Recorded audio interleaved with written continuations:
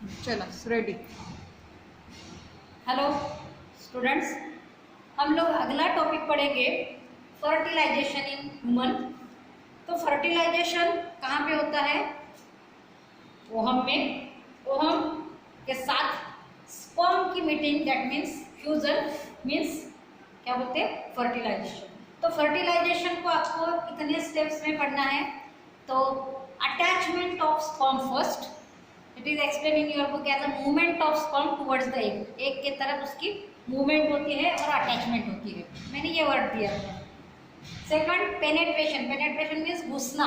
घुसना मतलब entry of sperm into the ovum, ये सेकंड पॉइंट हो गया। ओवम में स्पर्म की entry, that is the penetration, means ovum के अंदर घुसना। Then third one copulation, means जोड़ी बनाना। जोड़ी बनाना means combination of the ovum and sperm nucleus. Sperm nucleus ovum के न्यूक्लियस के पास में जाता है और दोनों में जो कॉम्बिनेशन होता है तो उसको फिर उसकी जोड़ी बनती है, उसको बोलते हैं कपलेशन। कपलेशन होने के बाद एम्फीमिक्सिस, एम्फी मीन्स बोथ, दोनों, और दोनों की मिक्सिंग होती है। कौन सी? Egg of nucleus of ovum, egg and nucleus of sperm, ये दोनों की मिक्सिंग हो रही, इसलिए उसको बोलते हैं एम्फीमिक्सिस। इस तरह के मैंने यहाँ पे शॉर्टकट हेडिंग दिया है, आपके बुक में एक्सप्लेनेटरी हेडिंग दिया, आप वो भी लिख सकते हो। एक्सप्लेनेशन पढ़ने का तो ध्यान में आ जाएगा कि आप ये भी हेडिंग लिखे तो मतलब सेम है। तो देखो यहाँ पे ओहम का स्ट्रक्चर हम लोग इसके पहले पढ़ चुके हैं। तो ओहम के अंदर स्पर्म एंट्री कैसे करता है ये ओहम में ही हम लोग दिखाएंगे।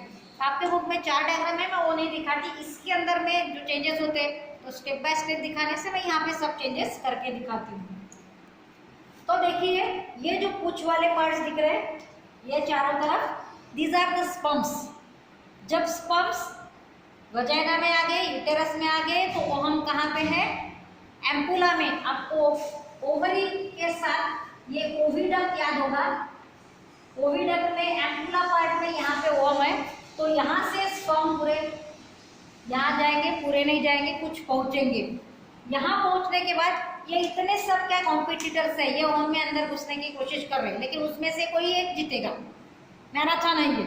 तो इस तरह से ये सभी स्पर्म एंट्री करने की कोशिश करते हैं, लेकिन ओहम के अंदर एंट्री करने के लिए एक जगह होती है जहाँ से एंट्री करना आसान होता है।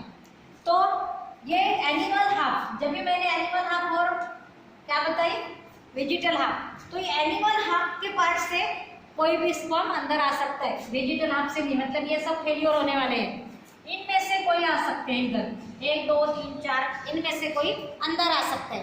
तो इस साइड में ये क्या, वॉल ऑफ ओहम सबको डिसॉल्व करते हुए अंदर जाएंगे।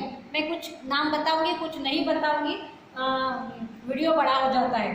तो देखो ये स्पर्म, ये स्पर्म जो है, हम लोग स्पर्म की स्टडी भी कर चुके हैं। यहाँ पे क्या था? एक्रोजोम। ये एक्रोजोम क्या करता है? अंदर जाने के लिए मदद करता है। तो मूवमेंट करते हुए स्पर्म सब कहाँ तक पहुँच गए? ओहम तक पहुँच गए। ओहम तक पहुँचने के बाद ओहम को चिपक जाते हैं, दैट इज द अटैचमेंट। चिपकने के बाद वो ओहम की wall means corona radiata, zona pellucida और वाइटिलिन मेम्ब्रेन को छेद करने की कोशिश करते हैं और छेद करके अंदर घुसते हैं। तो ये जो क्या है, एक्रोजोम, ये स्पर्म का एक्रोजोम जो है वो क्या करता है? हाइलुरोनिक एसिड को डिसॉल्व करने वाला एंजाइम सीक्रेट करता है, उसको बोलते हैं hyaluronidase enzyme. Hyaluronidase enzyme secreted by acrosome and that dissolve the hyaluronic acid. ये कोरोना रेडिएटा के जो सेल्स है वो एक दूसरों को और जोना पेलुसिडा को कैसे चिपके होते हैं? हाइलुरोनिक एसिड से चिपके होते हैं।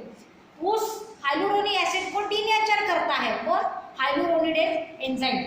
तो एंजाइम की वजह से वो हाइलुरोनिक एसिड क्या हो जाएगा? डीनेचर हो जाएगा, तो वो चिपका नहीं पाएगा। तो ये सेल्स क्या हो जाएंगे? अलग अलग हो जाएंगे। कोरोना रेडिएटा के सेल्स अलग हो गए तो अपने आप यहाँ पे क्या हो गया? गैप मिल गई, तो ये स्पर्म पहुंच जाएगा इधर जोना पेलुसिडा तक। जोना पेलुसिडा में जोना पेलुसिडा सेलुलर नहीं छेद करने के लिए फिर दूसरा एंजाइम सीक्रेट होता है, वो एंजाइम का मुझे नाम नहीं याद आ रहा है, बुक में देख लेना।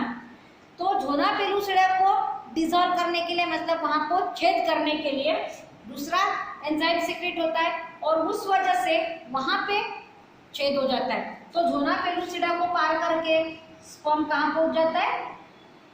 वाइटेलिन मेम्ब्रेन के पास। फिर वाइटेलिन मेम्ब्रेन को भी यहाँ पे कमजोर होती है, वो अपने आप यहाँ पे उसको स्पर्म को एंट्री देने के लायक उसका कंडीशन, रिसीवर होते हैं वहाँ पे, मतलब रिसीविंग पॉइंट होता है। उस जगह से जैसे ही स्पर्म वहाँ टच करता है वो बराबर चेंज हो जाती और स्पर्म अंदर घुसता है। जब स्पर्म अंदर घुसता है तो सिर्फ क्या घुसता है? न्यूक्लियस और हेड और नेक, बॉडी पार्ट और पूंछ बाहर रह जाती है, बॉडी पार्ट और पूंछ बाहर रह जाती है, सिर्फ इतना पार्ट अंदर घुसता है। समझ में आ रहा है? तो इस तरह से अभी एक्रोसोम का काम खत्म हो गया तो वो भी डिसॉल्व हो जाएगा, मतलब सिर्फ न्यूक्लियस और न्यूक्लियस के साथ साथ मतलब हेड रीजन और नेक रीजन। तो हेड में क्या होता है? न्यूक्लियस, और नेक में क्या होता है? सेंट्रियोल। इतना ही पार्ट स्पर्म का बाहर पहुंचता है। लेकिन जैसे ही ये स्पर्म ये वाइटेलिन मेम्ब्रेन को टच करता है, ये वाइटेलिन मेम्ब्रेन को टच करता है, ये वॉल को छेद करता है, वैसे ही उतनी जगह छोड़ के बाकी वाइटेलिन मेम्ब्रेन, पूरी वाइटेलिन मेम्ब्रेन में केमिकल चेंज हो जाता है। उसमें कुछ ऐसा चेंज हो जाता है कि जहाँ से फिर कोई स्पर्म अंदर ना घुस पाए। स्पर्म के पास ऐसा कोई औजार नहीं है, ऐसा कोई केमिकल नहीं है, ऐसा कोई एंजाइम नहीं है कि जो फर्टिलाइजेशन मेम्ब्रेन को छेद कर सके। तो इस तरह से जैसे पहले स्पर्म ने यहाँ पे टच किया, बाकी लोग दूर है, और जैसे यहाँ पे छेद शुरू हुआ, ये फर्टिलाइजेशन ये वाइटेलिन मेम्ब्रेन का कन्वर्शन काय में हो जाता है? फर्टिलाइजेशन मेम्ब्रेन में हो जाता है। तो इसका केमिकल फार्मूला बदलता है। अभी मैं इसको व्हाइट को क्या कर रही हूँ? नीला, मतलब स्पर्म अंदर गया तो ये पूरी कन्वर्शन काय में हो गई? फर्टिलाइजेशन मेम्ब्रेन में। ओके, मैं लेबल बाद में कर दूंगी। तो इस तरह से स्पर्म अंदर गया, मीन्स पेनिट्रेशन ऑफ स्पर्म हो गया। उसके बाद ये न्यूक्लियस अंदर तो गया, लेकिन प्रोन्यूक्लियस ऑफ ओवम दूर है। तो ये क्या करता है? अंदर घुसने के बाद ये ओवम के तरफ मूव करता है, ये ओवम के पास में जा रहा है, मतलब जोड़ी बना रहा है, आई लव यू बोलने के लिए जा रहा है उसके पास, एकदम बराबर है। तो जब ये मूव करता है तो इस तरफ मूवमेंट करता है, उसको बोलते हैं कपलेशन पाथ। मतलब यहाँ आ गया अभी ओवम का न्यूक्लियस पास में। अब पास में आने के बाद, यहाँ पर आने के बाद ये टर्न करता है, घूमता है 120 एंगल में, 120 के एंगल में घूमता है, 120 की 180, 180 मतलब सीधा। तो पूरे इधर का इधर, तो क्या हो गया? हेड इधर आ गया और नेक इधर चले गया। समझ रहे? उल्टा हो गया। अब ये यहाँ पे जाने के बाद आगे की प्रोसेस होगी। इसी टाइम पर जब स्पर्म अंदर आते हुए रहता है, मैं दोनों एक साथ बता नहीं सकती इसलिए मैं बता रही बाद में, लेकिन जब स्पर्म अंदर आते हुए रहता है उसी समय ये जो सेकेंडरी oocyte का न्यूक्लियस है जिसमें मियोसिस 2 रुका हुआ था, ये कंटिन्यू होता है। मतलब इधर से स्पर्म दुल्हा अंदर आ रहा है और इधर दुल्हन का आखिरी मेकअप चालू हो रहा है। इस तरह से सेकेंडरी oocyte में मियोसिस 2 कंप्लीट होने के वजह से यहाँ पे पूरा मियोसिस 2 कंप्लीट होता है। ये मेटाफेज दिखाई है, मेटाफेज के बाद एनाफेज होगी, टेलोफेज होगी, और जो न्यूक्लियस तैयार होगा उसमें जो डीएनए, और इधर सेकंड पोलर बॉडी तैयार होगी। समझ रहे?